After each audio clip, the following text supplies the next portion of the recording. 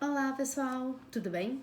Hoje a gente vai continuar falando sobre o parnasianismo. Agora a gente vai falar dele aqui no Brasil, né? A gente sabe que o parnasianismo é uma corrente literária que existiu concomitantemente com o realismo e com o naturalismo. E o que o parnasianismo tem em comum com o realismo e com o naturalismo? Bom, todas essas correntes literárias, elas baseavam-se basicamente nas mesmas coisas, nas mesmas teorias, como por exemplo no cientificismo, nas teorias do darwinismo, do determinismo, do positivismo, em teorias como por exemplo da psicanálise, enfim. E existiu em um momento em que a sociedade estava em processo de evolução, né? A ciência estava evoluindo mais do que nunca, e isso obviamente suscitou então o desejo, a necessidade de mudança nas, nos sujeitos existentes da época. E o interessante do parnasianismo é que, embora ele tenha esse caráter realista também, né, de trabalhar com temas reais, com questões próprias de cada sujeito, o realismo ele se concentra, o parnasianismo, melhor dizendo, ele se concentra na poesia. A principal ferramenta de trabalho do parnasianismo no Brasil é a poesia em si. E essa poesia, ela gira em torno do culto da arte pela arte, a questão da beleza. Mas quando a gente fala de beleza, não estamos falando de um padrão estético do ser humano, não é essa a preocupação do parnasianismo. A preocupação do parnasianismo com a beleza é a questão da estética textual. Se a gente está falando de poesias, então a preocupação principal do parnasianismo é que essas poesias, que esse fazer poético fosse feito de uma forma perfeita. E na época, no conceito da época, o que era perfeição poética? Era fazer textos, era montar textos com rimas ricas, com rimas raras, com redondilhas, sonetos, poemas decassílabos. E para fazer um poema, um texto inteiro estruturado com todas essas riquezas de detalhes, exigiu uma demanda, um domínio muito grande, não só da língua portuguesa, mas também uma veia artística, né?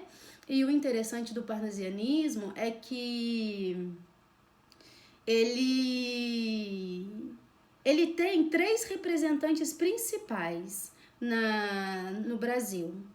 E esse período, embora seja um período menos aclamado, de todas as correntes literárias, o parnasianismo é uma das menos aclamados, um dos menos evidenciados, não ganhou muito destaque. Por que não ganhou muito destaque? Porque o Brasil estava passando, né, assim como o resto do mundo, estava passando por um período muito diferente de toda a história.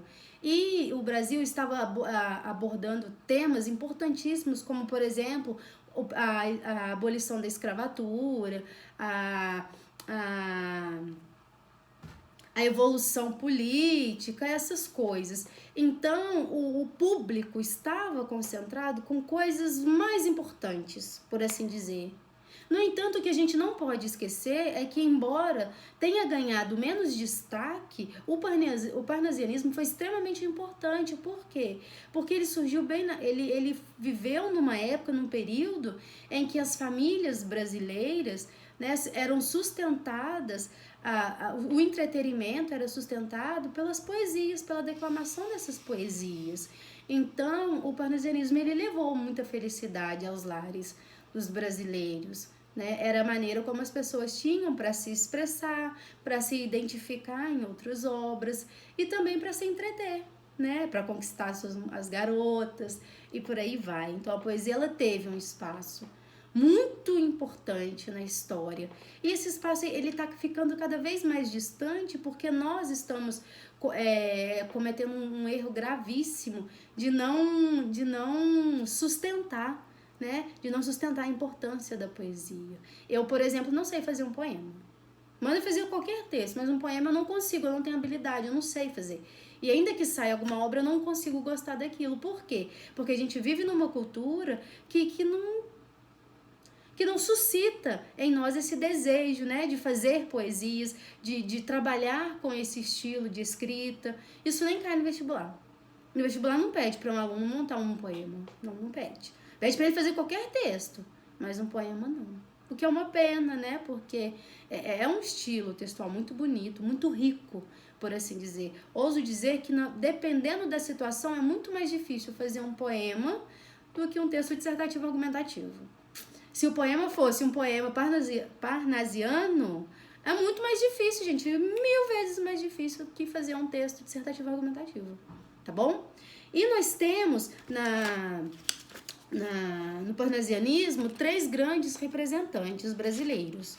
Um deles é o Olavo Bilac, se não o mais importante. Olavo Bilac é considerado o mais importante por causa da sua influência, né? Ele tinha uma forte influência na política, ele tinha uma forte influência com o parnasianismo, tanto que Olavo Bilac, ele tinha grandes nomes ao lado dele, igual Machado de Assis, por exemplo, né? E ele foi um dos apoiadores de Machado de Assis, eles eram grandes amigos. Tanto que tem até a foto dos dois aqui na página 550, abaixo, a última imagem abaixo, aparece Machado de Assis e Olavo Bilac na Academia Brasileira de Letras. E o interessante é que Olavo, ele foi considerado, ele ganhou, né, essa alcunha dada por uma revista da época, de o príncipe dos poetas brasileiros. As famílias, burguesia, a maior parte delas, né, para ter voz tinha que ser burguesia. As famílias aclamavam o nome de Olavo Bilac, se deliciavam com seus textos, com suas poesias. E Olavo Bilac, ele conquistou o seu espaço assim. Então, ele é considerado o príncipe dos poetas exatamente por isso, por essa capacidade que ele teve de abranger tantas pessoas, de chegar a tantas famílias e conquistar a tantos, a ponto de ele ser escolhido para compor o hino da bandeira, né? Então, assim, demonstra, obviamente, uma tamanha honraria e o tanto que ele era reconhecido e recebeu um mérito muito importante, que é esse de, além de compor a Academia Brasileira de Letras, de apoiar Machado de Assis na fundação da academia, Olavo Bilac também foi o autor do hino a bandeira. Mas ele não é o único. Temos aqui, ó, na página 552, a tríade parnasiana. Por que tríade? Porque vem de 3. São os 3 grandes nomes brasileiros. E são com esses 3 nomes que vocês precisam aprender a trabalhar, né? Nós temos o Olavo Bilac, como eu já disse, que era totalmente parnasiano, completamente parnasiano. Ele não tinha... ele não se envolvia com outras correntes literárias. Bom, não assumidamente ou não conscientemente falando. E temos também o Alberto de Oliveira. O Alberto de Oliveira, ele era considerado o mestre da estética, o mais perfeito de todos. A tríade parnasiana se preocupava com a estética, com um texto perfeito, com um poema com rimas ricas, com métrica, na maioria das vezes decassílabos, com sonetos. Só que de todas essas preocupações, de todos os 3 grandes nomes, o Alberto de Oliveira era considerado o mais perfeito. Ele não falhava em nenhum aspecto, falando de estética, tá bom? A estética textual dele era impecável, tá? E por fim, nós temos o Raimundo Correia. O Raimundo Correia era anteriormente, ele era um escritor do romantismo. E ele tinha fortes influências, ele deixava evidente essas influências com nomes como Castro Alves e Gonçalves Dias. No entanto, o Raimundo Correia manifestou-se como artista parnasiano e a sua poesia, os seus poemas giravam em torno da poesia de meditação. Era aquele texto que, de certa forma, evocava o leitor a pensar. E esses textos do Raimundo Correia, ele girava em torno de um certo pessimismo, de uma certa desilusão, sabe? Era meio que... era quase uma Clarice Lispector da época, mas no caso ele era o Raimundo Correia, um boy. O interessante do parnasianismo é que todos os textos, todas as obras, elas giravam em torno da realidade, de questões reais, né? Só que é muito interessante porque, embora tenha vivido num período tão intenso, com correntes literárias tão fortes quanto o realismo e o naturalismo, o parnasianismo era considerado um tanto quanto alienado. Alienado em que sentido? Não estava muito preocupado com as questões sociais que estavam acontecendo naquele instante. Não era essa a grande preocupação dos poetas parnasianos. Não, eles sabiam do que estava acontecendo no contexto, eles viviam esse contexto, mas é como se eles estivessem preparando ali no parnasianismo uma rota de fuga. Ou se estiver muito pesado viver o naturalismo ou ouvir o realismo, se estiver intenso demais, nós temos uma outra opção que é o parnasianismo. E aí a nossa principal preocupação aqui é falar do que é bonito, é falar do que é belo, é cultuar o belo. E através desse culto ao belo, de algumas evidências religiosas também que aparecem em alguns textos, buscar um sentido para a vida por meio dessa perfeição, né? Buscar um sentido para a vida ao observar um vaso chinês, por exemplo. Então, o parnasianismo girava em torno disso. Era um movimento concomitante com o realismo, com o naturalismo, que esqueceu completamente o sentimentalismo e colocou em questão tudo que estava acontecendo. E aí o parnasianismo existe juntamente com essas grandes correntes literárias, é influenciado por elas, obedece, né, segue algumas das instruções dessas duas correntes.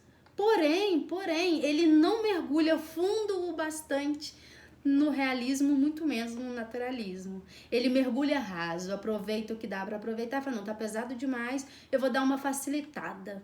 E aí constrói esse cunho parnasiano, que nada mais é do que uma busca pelo sentido da vida. É convidar o ser humano a refletir, a pensar o que ele quer da vida, mas com leveza, não com tanta profundidade quanto o realismo e o naturalismo. Tá bom? Bom, nós já falamos do parnasianismo, a apostila está muito bem explicada. Se vocês quiserem saber um pouco mais sobre esses três nomes, eles estão ali nas páginas 550 a 551, tá bom? Tem até texto de cada um deles. E por fim, eu gostaria de pedir que vocês fizessem, por gentileza, as atividades das páginas 553 a 555. Do 1 ao 10, tá bom? E se tiverem alguma dúvida, vocês sabem onde e como me encontrar. No mais, beijo, beijo, fiquem com Deus e qualquer coisa, tô aqui. Saudades de vocês.